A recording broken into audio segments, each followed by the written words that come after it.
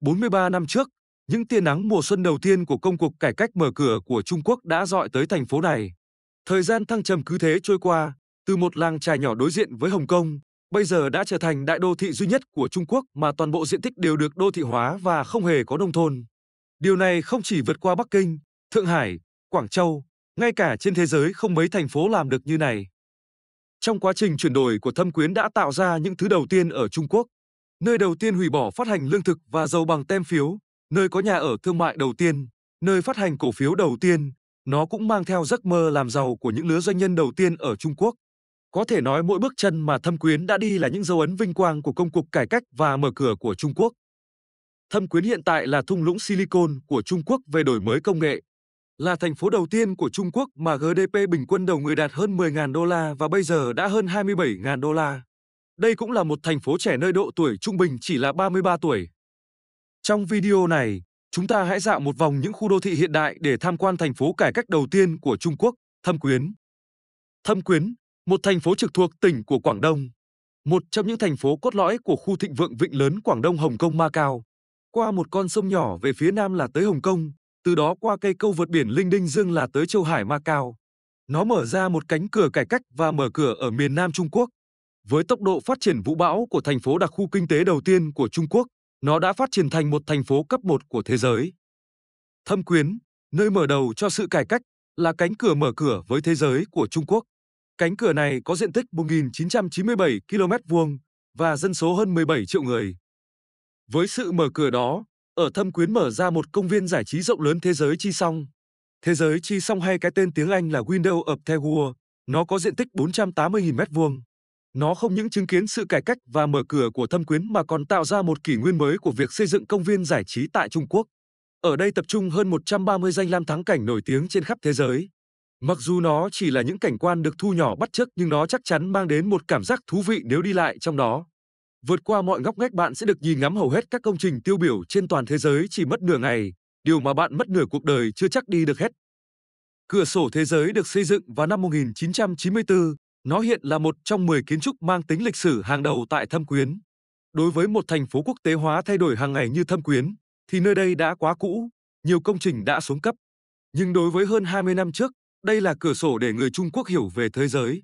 Khi mà thời kỳ Internet còn kém phát triển của những năm 90, người dân hầu như không được đi ra ngoài thế giới để mở rộng tầm mắt, thì Thế giới Chi Song lại tạo điều kiện cho phép người ta xem các danh lam thắng cảnh chính trên thế giới chỉ trong vài tiếng đồng hồ.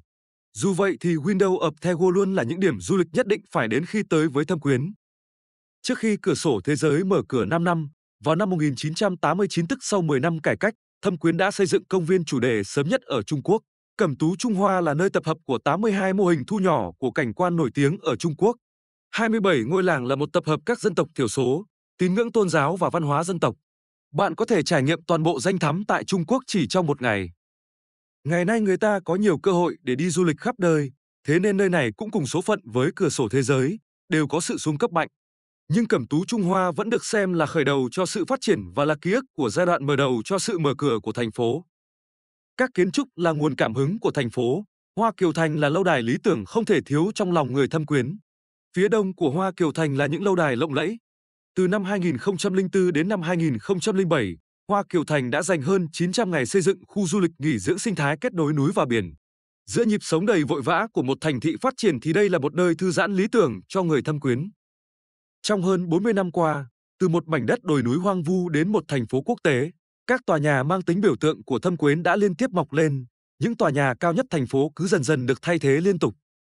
Tòa nhà Địa Vương là tòa nhà mang tính bước ngoặt ở Thâm Quyến. Vào những năm 1990 là thời kỳ hoàng kim của thành phố. Tòa nhà cao 384 mét này không chỉ là tòa nhà cao nhất ở Trung Quốc vào thời điểm đó, mà thời gian hoàn thành chỉ là 379 ngày. Nó đại diện cho tốc độ phát triển của Thâm Quyến, thu hút sự chú ý của toàn thế giới. 15 năm sau đó, tòa nhà 100 tầng kinh cơ có độ cao 442 mét được mọc lên. Vẽ trên bầu trời Thâm Quyến một thác nước khổng lồ, tượng trưng cho sự thịnh vượng, tăng trưởng và phát triển liên tục của Thâm Quyến, hiện thân cho khao khát vô tận của người dân về cuộc sống tốt đẹp hơn. Năm 2016, Trung tâm Tài chính Bình An một lần nữa làm mới cho bầu trời Thâm Quyến.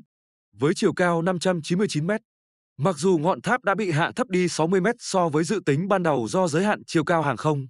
Tòa nhà cao thứ hai Trung Quốc, xếp sau tháp Thượng Hải, Nhưng vẻ ngoài hình nón thanh lịch và đỉnh tháp kim cương sáng chói trên bầu trời thể hiện sự duyên dáng thanh lịch của Thâm Quyến. Tòa nhà cao tầng này đã được đưa vào danh sách các tòa nhà cao nhất thế giới, hiện được xếp hạng cao thứ 4 thế giới. Và đây cũng là tòa nhà có văn phòng cao nhất thế giới. Nằm trên bờ biển của Thâm Quyến, vị trí địa lý độc đáo này sinh ra hàng chục bãi biển đẹp, công viên bờ biển Đại Mai Sa, nơi tọa lạc của Hoa Kiều Thành.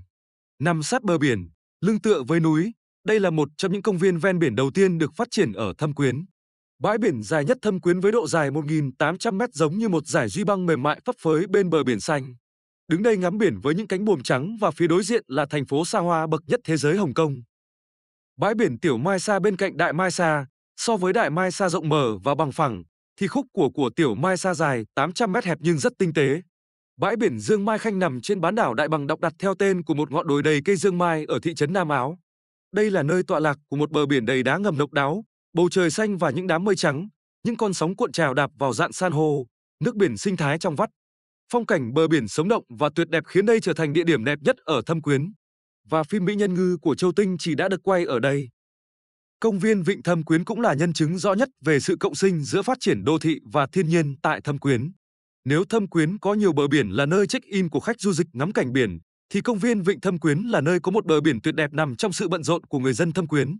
Có 12 công viên giải trí khác nhau trên bờ biển dài hơn 10 km. Không chỉ là con đường ven biển thư giãn mà còn là nơi ngắm hoa và chim. Nếu muốn biết người Thâm Quyến trọng nhân tài như thế nào thì hãy đến đây với công viên Nhân tài Thâm Quyến, nơi không những vinh danh các nhân tài của Trung Quốc mà còn vinh danh cả các nhà khoa học danh tiếng trên thế giới. Biển là vô biên, nhưng những cây cầu có thể vươn tới nó. Năm 2007 kỷ niệm 10 năm ngày Hồng Kông trở về với đại lục, cầu Vịnh Thâm Quyến được hình thành. Nó như một dải duy băng bạc bay qua biển, kết nối hai thành phố Hồng Kông và Thâm Quyến. Nhưng mối liên kết của Thâm Quyến và Hồng Kông không chỉ là một cây cầu. Con phố Trung Anh dài 250 mét ở xa đầu rác tại Hồng Kông cũng chứng kiến sự tồn tại của hai thành phố trên một con phố. Hơn 40 năm trước, Thâm Quyến ngước nhìn sự thịnh vượng của Hồng Kông qua một con sông nhỏ. Từ đây nó cũng mang theo bước chân của Hồng Kông, khi mà Hồng Kông chia sẻ sự thịnh vượng cho bên kia bờ biển. Thâm Quyến phát triển vượt bậc do sự cải cách và một phần không thể thiếu khác đó là sự hỗ trợ của Hồng Kông. Tên khác của Thâm Quyến là Bằng Thành, chữ bằng Ý là con chim đại bàng. Và hình dáng của trung tâm hành chính giữa lòng thành phố giống như một con chim đại bàng lớn. Đây là một Thâm Quyến đầy hiện đại, khởi đầu từ một làng chài vắng vẻ, tinh thần làm việc chăm chỉ, đi đầu trong sự cải cách, có động lực vượt khó. Cứ mở toang cánh cửa, gió tự nó bay vào. Thâm Quyến đang góp phần vào sự phát triển kinh tế và tiến bộ xã hội của Trung Quốc và thế giới. Một thành phố đi đầu của thời đại luôn đáng để tìm hiểu và khám phá. Trên đây là toàn bộ nội dung của video. Hãy nhớ like, share nếu bạn thấy hay.